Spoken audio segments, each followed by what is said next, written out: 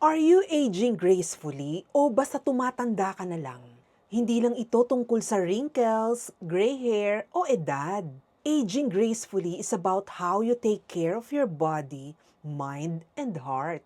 It's about choice. Pumili ka ba ng healthy food?